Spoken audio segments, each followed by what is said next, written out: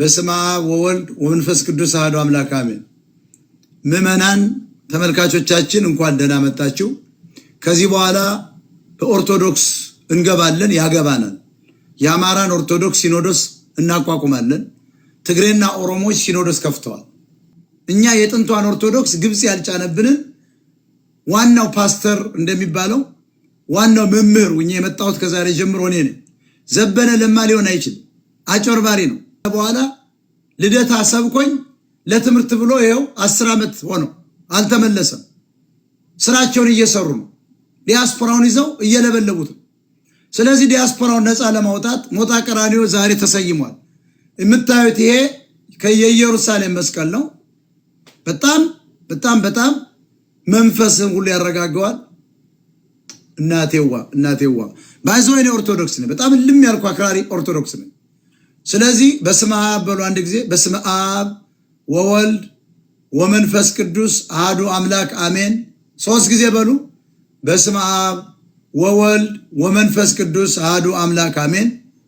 በስመ አብ ወወልድ ወመንፈስ ቅዱስ አሐዱ አምላክ አሜን። አድማጭ ተመልካቾቻችን የሞጣ ቀራኒዮ የመንፈሳዊና የፖለቲካ ሳታየር ሾው ተከታታዮች እንኳን ደህና መጣችሁ። ከዚህ በኋላ መስቀላችን ከእጃችን አይጠፋም። መጽሐፍ ቅዱሳችንም ይኸው ማሳየት እንችላለን። መጽሐፍ ቅዱስ እዚሁ አለ። እንደውም በተሰላጠነ መንገድ ነጮች ምን ይላሉ ብለን እውነተኛውን ባይብል ነው የያዝነው። የኪንግ ጄምስ ቨርዥን ነው። ኪንግ ጄምስ ቨርዥን ዘ ሆሊ ባይብል ነው ይሄ። ከዚህ በኋላ ከዚህ ላይ እያጣቀስ የአማራን ሕዝብ ትክክል ያልሆነውን ነገር እያወጣን እናስተምራለን። የሆነውን ነገር ደግሞ እየያዝ ለምሳሌ ቅዱስ ዳዊት በጣም 300 ዕቁባት እንደነበረው ጥሩ መቀመጫ ይጠበጥብ እንደነበር መናገር መቻል ነች።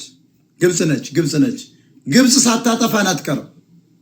ስለዚህ ዋናው መጠናል ለማለት ነው። መጠናል ወደድክም ጠላም ሃይማኖታችን እናከብራለን። እኔ ኦርቶዶክስ ነኝ። በጠቅላላ ኦርቶዶክሳውያን በሙሉ እውነተኛውን ትምህርት በቀን የተወሰነ ሰዓት እንሰጣለን፣ እንድትከታተሉ ጥሪ እናደርጋለን፣ ተስፋም እናደርጋለን። በትምህርቱ በጣም ትልቅ ነገር እንደምትጨብጡበት። ለምሳሌ ቅዱስ ጊዮርጊስ 50 አለቃ ነው። በጊዮርጊስ መካከል ያለው በንጉስ ምኒልክና በቅዱስ ጊዮርጊስ የተባለው ነጭ ያለው ጋፕ በጣም ይለያል። በአርሴማና በምኒልክ ሚስት በነገስታቶች ሚስቶች ያለው ርቀት። ስለዚህ ከዚህ በኋላ በነጮች አናመልክም። እኛ የጥቁር እግዚአብሔር እንፈልጋለን። የጥቁር መላእክት እንዴት ነው የጥቁር መላእክት የሌሉት? ግን ብዙ መላእክትን ስናየው ጥቁር አይደሉም፣ ነጭ ናቸው። ጊዮርጊስ ነጭ ነው፣ ሰው ነው። ሚካኤል መላእክት ነው ተብሏል፣ ነጭ ነው። ገብርኤል ነጭ ነው፣ ስላሴ ነጭ ነው። የጥቁር እግዚአብሔር እንዴት ሊኖር አልቻለም የሚል ጥያቄ ማንሳት አለብን። የጥቁሮች ኤንጅሎች ወይም ደግሞ መላእክት እንዴት ሊኖሩ አልቻሉም የሚል ጥያቄ ማቅረብ አለበት የአማራ ወጣት።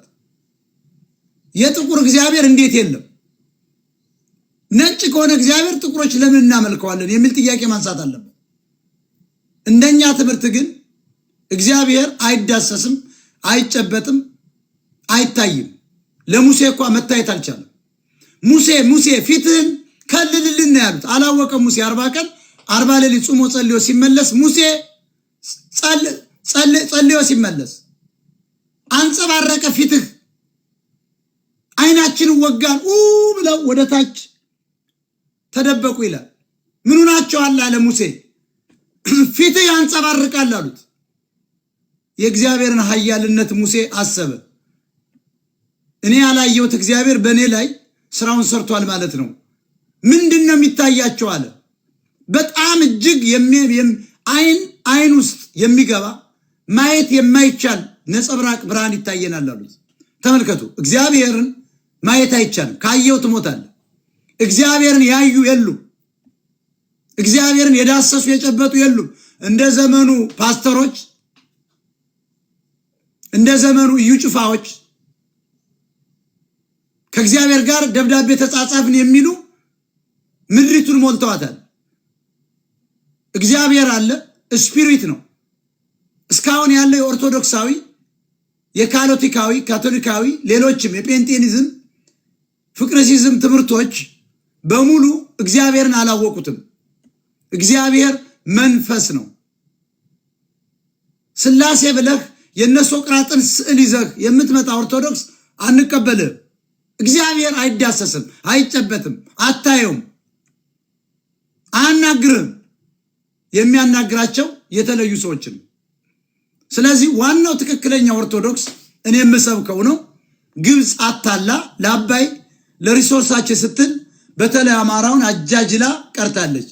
ከዛሬ ጀምሮ ትክክለኛው የኦርቶዶክስ ትምህርት ይሰበካል። የውሸት አምዚ ውስጥ የተጻፉ ነገሮች እየተነቀሱ ይወድቃሉ።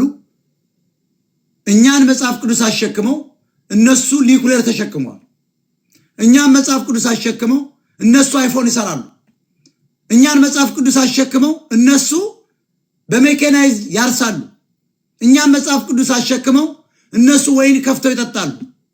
እኛን መጽሐፍ ቅዱስ አሸክመው እነሱ መኪና ኤሌክትሪክ መኪና ይነዳሉ። ስለዚህ ኦርቶዶክስ ማለት ፍልስፍና ነች። ኦርቶዶክስ ማለት አገር ነች። ኦርቶዶክስ ማለት ሰፊ ነች። ኦርቶዶክስ ማለት በጣም ጥልቅ እምነት ያለባት ሃይማኖት ነች። ስለዚህ ሙስሊሞችም ፕሮቴስታንቶችም ወደ ኦርቶዶክስ ብትጠቃለሉና አንድ ሃይማኖት አድርገ ነው ጥሩ ጳጳስ መንፈስ ቅዱስ እንደ ትግሬው ሌባ ሳይሆን ጥሩ ጳጳስ ሹመን። እንግዲህ ይገርማል እኮ ሲኖዶስ ምን ይላል? ሲኖዶስ ምን ይላል መሰላችሁ?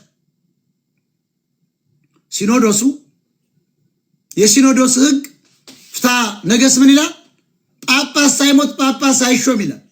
እንዴት ጳውሎስ ተሾመ? እንዴት ማቲያስ ተሾመ? እንዴት እኛ የአማራ ጳጳስ እንዴት ተባረሩ ስንል የቀድሞው የስኳር ሌባ ወንጀሉን ለመደበቅ መችሙ የሚሆነው ጴንጤ ውስጥ የገባው ፓስተር ነው የሚለው ታምራት ላይ ነው ተናግሯል። በኃይል ነው ያስወጣቸው ነው የራሴ ብሏል። በመኪና አፍኜ ነው ያስወጣቸው ብሏል። ስለዚህ አብይ ሲመጣ ሲያላግጥባችሁ የትግሬውን ጳጳስ ቼክ እንዲፈርም የአማራው ጳጳስ ደግሞ ቡራኬ እንደዚህ እንዲሰጡ አስቀመጧቸው። ተመልከቱ ፖለቲካውን። አማራዎች የምትከተሉት ሃይማኖት ትክክል አይደለም። ስትገደል ትበዛለህ፣ አናምንበትም። ነፍስህ በኢየሱስ ቀኝ እጅ ተቀምጣለች፣ አናምንበትም። ጊዮርጊስ ተነስቶ በፈረሱ ይዋጋል፣ አናምንበትም። ታቦት ተነስቶ ይዋጋል፣ አናምንበትም። ግን ለታቦት እንሰግዳለን። ለማቲያስ ለአብርሃም ታቦት አይደለም። እኛ የምንሰብከው ለቴዎፍሎስ ለአቡነ ቴዎፍሎስ ለባረኩት ታቦት ነው። እኛ ለቅዱስ ጴጥሮስ ለአቡነ ጴጥሮስ ነጭን ገዝተው በመትረጌስ ለተረሸኑ እሳቸው ለባረኩት ታቦት ግን እንድንበረከካለን። ለምን ለታቦት እንሰግዳለን? ታቦት ጣዖት ነው የሚሉ አሉ። ስህተት ነው። ማንኛውም ለስሜ ይንበርከክ ይላል መጽሐፍ ቅዱስ። ለስሜ ይንበርከክ ይላል። ማንኛውም ፍጡር ለስሜ ይንበርከክ ይላል። እስትንፋስ ሁሉ እግዚአብሔርን ያመሰግናሉ ይላል። ስለዚህ እኛ የምንሰግደው ታቦት ለድሮው መንፈሳዊ ሰዎች ለባረኩት በተለይ ገጠር ላሉ ቤተክርስቲያን ውስጥ ለተቀመጡ ነው የምንሰግደው።